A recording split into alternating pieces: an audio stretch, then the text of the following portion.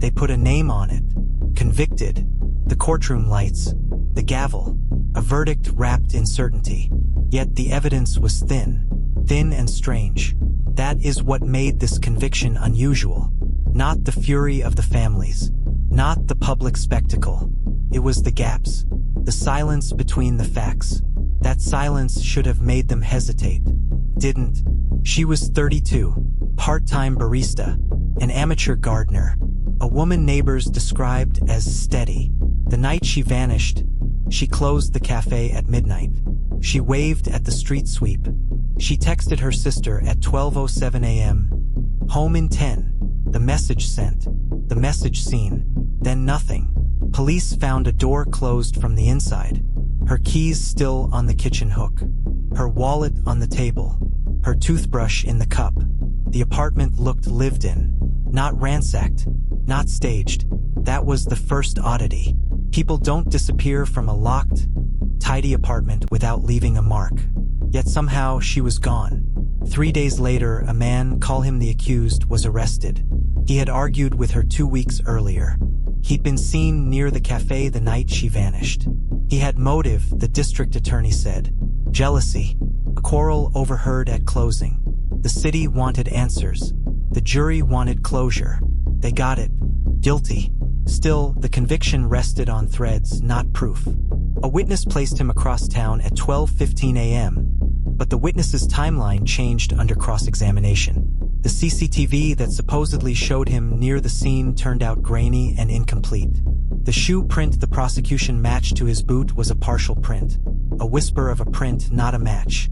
The fiber found on her doorknob matched a jacket he once owned, but the jacket had been donated weeks before.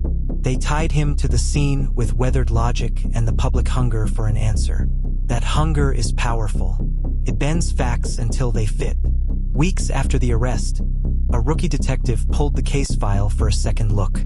She was young. She was quiet. She liked timelines. What she saw made her stomach drop. The 911 transcript had 2 calls that night. The first caller reported a car idling outside the building at 12:03 a.m. The second reported nothing at all. Only that a porch light was out and someone had left a coffee cup. The transcript logged both. But the timeline on the city cameras showed something else. A feed from a convenience store 2 blocks over logged the idling car at 12:17 a.m. Not 12:03. 12 minutes later. Timestamps lie, or cameras do, or someone changes them. The detective asked for original footage. What the lab returned was a file with cut frames, short gaps, blank seconds stitched with a timestamp overlay. Technical glitch, the lab wrote. The same lab that later cleared the accused for 1 minor infraction. The more she dug, the more the edges frayed. Witnesses who testified for the prosecution had been contacted by a local activist group the week before the trial. A private investigator with ties to a construction company gave crucial testimony about the accused boots. The metalworker who claimed to know the jacket's pattern later admitted he'd never handled the accused jacket. Only a photograph. A forensics memo noted the partial print could match dozens of shoes. The jury never heard that nuance. Then came the twist. A month after conviction, a courier found a sealed envelope on a park bench. It was addressed to case file Hollow Street. The courier turned it over to a journalist. The journalist opened it. Inside, for Polaroids, a receipt, and a short note scrawled in block letters. The Polaroids were ordinary. A street lamp, parked sedan, pair of boots on a curb. The receipt was for a late-night laundry drop, timestamped 12:26 a.m., the same night she vanished. The note read, simply, check 12:26. Nobody had the laundromat's records. The prosecutor claimed the receipt was planted. The defense said the receipt had been hidden in a file drawer no one accessed. The journalist published the images. A second detective, older, once famous for solving a high-profile theft, saw the photos and went pale. The boots in the Polaroids were not the accused brand. The strike pattern on the sole did not match the boot the city lab had linked to the accused. More, the receipt had a tear on the corner that matched a tear on a jacket donated to Goodwill, donated by an unknown man 2 days after the disappearance. A different jacket, A different pair of boots. A new trace. The city locked down. Headlines flipped. Protesters chanted. The convicted man insisted he was innocent. His appeals lawyer filed for emergency review. The media smelled a scandal. But the biggest shock waited in the margins. An old security guard at the laundromat, retired now, living on the edge of town, remembered the night. He'd been on a weekend shift the year before, and his memory clung to small things. The guard swore he had recorded a phone call on his old walkie while working late. He found the cassette in a drawer. It crackled and hissed, but in the static a voice stood out. A woman laughing. A second voice, male, ordering a taxi. A third voice, faint, saying, "You know what to do if she says no." The words were not explicit, but in a town scorched by suspicion, vague lines become maps. Experts warned about the cassette. Tapes degrade. They cross-checked. The audio waveform showed edits, splices, but the exact frequency at one splice matched the audio signature from a digital file seized from the city lab 2 days after the disappearance. That meant someone with access to both analog and digital archives had touched both. Who had that access? The detectives' list narrowed. It always narrows to those who can reach the files no one else reaches. A clerk, technician, a supervisor with clearance. When she traced logins, one name glowed. A city employee who'd retired 2 months earlier. He'd been the supervisor of the CCTV archive. He'd signed off on the technical glitch memo. He'd also been seen the night before the disappearance at the diner where the woman closed her shift. Patrons remembered him. He'd worn a dark coat. He'd joked about needing to catch the last bus. She pulled his personnel file. Sparse. Clean. No notes. A commendation for longevity. A retirement party photo. He looked ordinary in the photo. Ordinary men move quietly through files. Then the detective found an encrypted note in his email cache. The note was tiny. One line, done, closed on hollow. It had a timestamp, 1:02 a.m. A chill ran down her spine. If true, the note suggested someone had a plan. Someone who could mute cameras. Someone who could shift timestamps. Someone who could plant or remove a trail. But who would have motive to frame a man with a small public quarrel? Who would want to close the case quickly? Who benefits from a neat ending? The detective sat in the dark and read the file again. The conviction suddenly felt like a cover, not necessarily for the accused, for someone who could tilt a city's trust with a few keystrokes and a sewn-up alibi. She closed the file and pulled the envelope on top. The Polaroids still smelled faintly of developer. The receipt's tear still matched the jacket's edge. The tape hissed in the old cassette. Outside, the city's clocks ticked. The mayor gave a speech about justice served. The convicted man sat in a cell, proclaiming his innocence. But the detective had seen a different map. Threads that didn't connect. A supervisor's note with the word, closed. A laundromat receipt that didn't belong. A cassette with a voice that sounded like permission. She keyed her phone. A single number. The number that, if dialed, might reopen everything. If she was right, reopening would not be quiet. It would not be neat. She hit call. The line clicked. A recorded voice answered. The detective swallowed. "Are you sure you want to hear this?" The recorded voice asked. She hesitated. Then she said the word she always said before starting into the parts of a case that might break her. "Yes." The tape clicked. The voice came through. The same 3 voices. The same faint line. "You know what to do if she says no." And then, clear as a bell, a 4th voice spoke. Low, calm, and unmistakable. "Make it look like an accident." The detective's hand tightened on the phone. She realized, in that freezing instant, that the conviction was not the end of the story. It was the carefully built beginning of a different lie. The voice is still in her ear. Low, calm. "Make it look like an accident." The detective's fingers go numb. The cassette hisses. The room gets very small. She rewinds the file and listens again. She plays it slow. A breath. A scrape. The same phrase, 3 syllables, utter, deliberate. Someone ordered a cover-up. She does not tell anyone. Not yet. She takes the cassette to the audio lab. The tech is brusque. He knows how to make tapes sing. He runs spectrums, looks for edits, traces. He finds the splice she already saw. But then he finds something else, an acoustic fingerprint. It's a tiny thing, the echo pattern of a room, the resonance of a particular wall, a hum in the background from a fluorescent fixture with a 60-cycle stutter. The tech has matched these before. He looks up at her with something like fear. "That hum," he says. "It's from the maintenance closet at City Hall. 3rd floor. Old wiring. We've recorded it before during evidence transfers." City Hall. She remembers the supervisor's retirement party, the photos, the handshake with the mayor, the technical glitch memo signed by the same man. She sits on the stairwell and breathes. This case is bigger than a jealous fight, bigger than an angry ex. She needs proof. Her next lead is tedious. Paperwork, logins, old CCTV access records. She asks for the archive access logs. They're restricted. She asks again.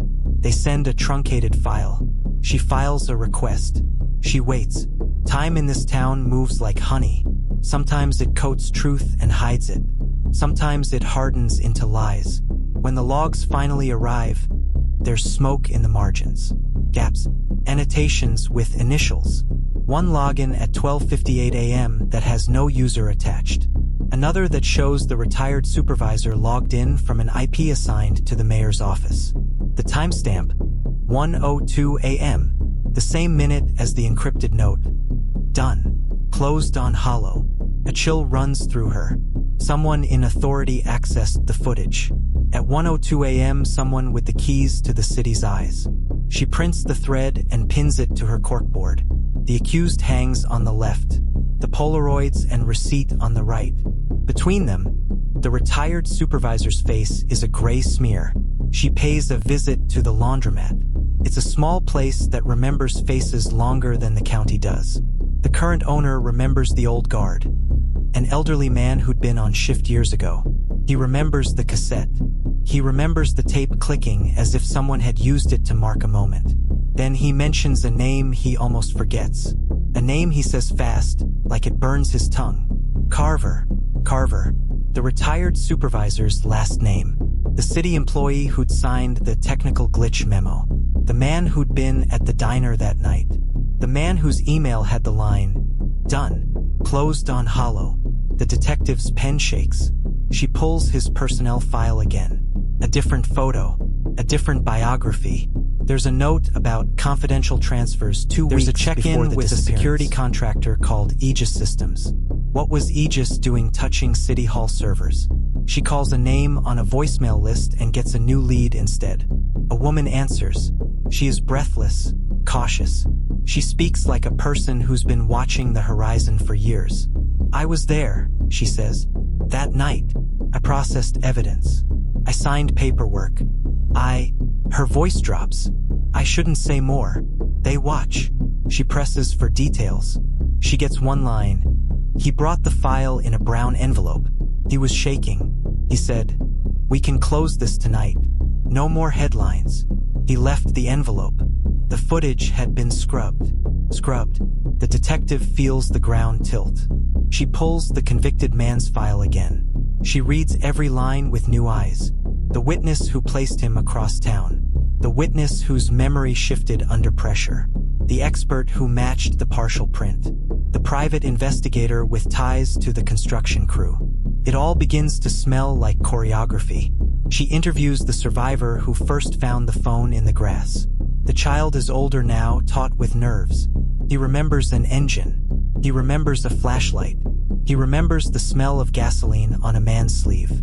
He remembers, too, a title on a jacket, an embroidered patch torn off, but the thread left a half-moon shape. The detective traces the half-moon stitch to a uniform supplier in the next county. The supplier keeps meticulous records. Aegis Systems bought 3 jackets in late July. 2 were logged to Project, City Archive, and 1 to a name that returns nothing. She runs the name through a database. Seychelles. A dead number. P.O. Box. Someone wants steps between the jacket and the hands to be obscured. On a gray afternoon, She sits across from the convicted man in the visitation room. He looks smaller than the headlines made him. He looks tired. He looks like a man who has been swallowed by an apparatus louder than his screams. "You were asleep the night she disappeared?" she asks. He stares at the plexiglass. "I told them. I was at Joe's all night. The bartender can vouch. But I was also..." He shakes his head. "I could have been anywhere. I don't remember everything. I remember arguing. But I remember a man in a dark coat leaving the diner before I did. He had a limp. He stops. I can't prove any of it. I can't." His accent is thin. His hope is thinner. She leaves with a new image. A detail the file didn't have: a limp. A man in a dark coat. A limp is a signature. It leaves a gate. It leaves a trace in video and in memory. She goes back to the CCTV files. She replays the grainy sedan footage at full speed this time. She watches the passenger door. She freezes the frame on the blurred figure stepping out. A limp, a slight hitch, the way the shoulder drops. She runs the frame through gait analysis software.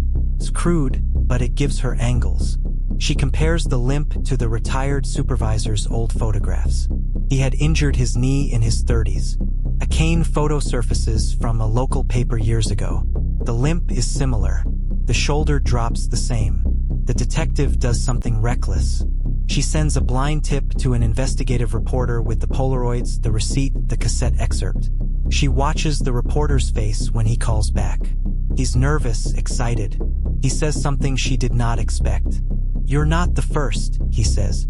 "You're not the only one with a thread. 3 others came to me last year.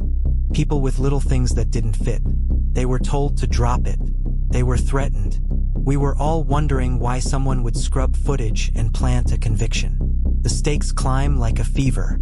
They publish a short piece. It lands like a stone. The city erupts. The mayor denies wrongdoing.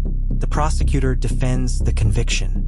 The retired supervisor refuses comment through a lawyer. But while the headlines roar, the detective focuses on the quiet work. Subpoenas, secured evidence. A shaky affidavit from the laundromat guard who recorded the cassette. The state lab reanalyzes the fiber and the receipt. The jacket tear exactly matches a jacket sold to Aegis. The audio splice metadata points to a workstation assigned to City Hall's IT department. The login that accessed the CCTV archives at 1:02 a.m. has a badge number tied to a man named Caldwell. Caldwell, the mayor's chief of staff. Her list grows. Aegis, Caldwell, Carver, the mayor's office. She feels the pattern like the teeth of a saw. Then the revelation lands, sudden and blunt. She receives a sealed envelope marked confidential. No return address. Inside, an internal memo from Aegis Systems. It's addressed to senior executives. Subject line: Operational Closure, Hollow Street. The memo orders immediate cessation of the Hollow file and instructs staff to assist city partners in ensuring public confidence. It includes an attached payment schedule to City Hall for archive maintenance. Money. Motive. Someone paid to mute the city's memory. Someone paid to create a tidy ending. Someone paid to wrap scandal in conviction. Her jaw tightens. This isn't a garden variety frame. This is a concerted operation. This is contractors, city officials, and a lab that can make a tape say what you need it to say. She lays the memo over the Polaroids. The pieces fit horrifyingly well. Her phone buzzes. Unknown number. She answers. A voice, thin and rasping, says only, "Stop digging." The line clicks dead. She smiles without humor. She reaches for a blank report form and writes a single word at the top. Reopen. She folds the memo, slips it into an evidence envelope, and stamps it. Outside, the city pulses, unaware. People walk dogs. Children ride scooters. A mayoral motorcade rolls by with tinted windows. The convicted man paces in his cell, waiting for the next dawn. She knows now what this case is. Not just a missing woman. Not just a miscarriage. A mechanism. And she knows why someone wanted it sealed. They needed an ending. They needed silence. They needed the city to breathe easy. She also knows one more thing. If she follows the money, the trail leads straight into the rooms where decisions are made. She pockets the cassette.